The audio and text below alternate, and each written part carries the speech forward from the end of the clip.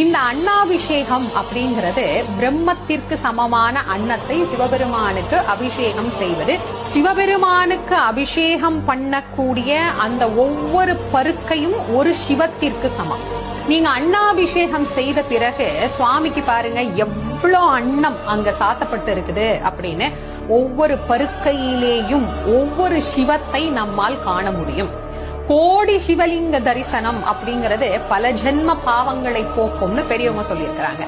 வாழ்நாள் முழுக்க ஒருத்தர் ஒன்னொன்னா தரிசனம் பண்ணி கோடி சிவலிங்கத்தை என்னைக்கு தரிசனம் பண்றது?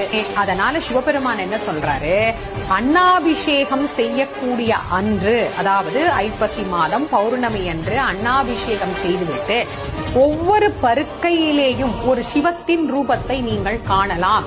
ஒரு சிவத்தை வழிபட்ட பலன் அந்த நாளில் கிடைக்கும். இந்த அன்னாபிஷேகம் அப்படிங்கிறது பிரம்ம